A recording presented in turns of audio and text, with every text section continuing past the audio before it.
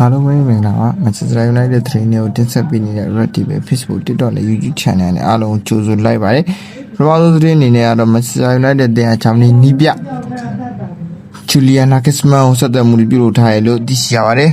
အသင်းဘက်ကလည်း Jurgen Klopp ရဲ့နောက်ပိုင်းမှာ Premier League မှာစုမိုးနိုင်မဲ့ချမ်းနီးပြတူဖြစ်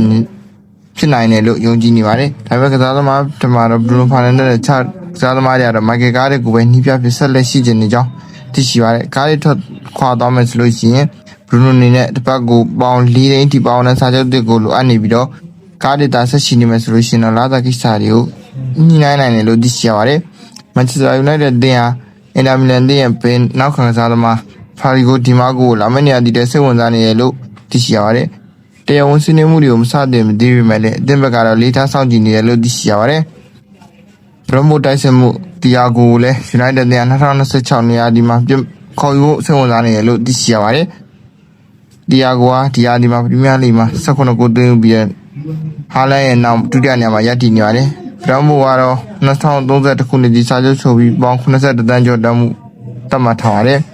ထူးခြားတဲ့တစ်ခုနဲ့တီယာဂိုဟာကလီးဘွားတော်ကသူ့အကူကြောင့်ပဲ Manchester United ပွဲစဉ်တွေကိုကြည့်ရှုပြီးတော့ကြည်ပြင်းလာခဲ့တယ်လို့အင်တာဗျူးတစ်ခုမှာသူကိုယ်တိုင်ဖြေကြားထားခဲ့ပါတယ်ကလပ်ဘရူရဲ့ကွင်းလက်ကစားသမားလက်ဆန်ဒါစတန်ကိုဗစ်ကိုတော့ Manchester United ချက်စီနဲ့အာဆင်နယ်အသင်းတော်စောင့်ကြည့်နေပါတယ်အသက်20ရဲ့သားရှိသေးပေမဲ့လည်းချန်ပီယံလိဂ်မှာထင်ရှားသောကစားထားပါတယ်အင်တာမီလန်ဘက်ကတော့ဘိုင်ဘက်ကလော့ရှိနေတဲ့အကြောင်း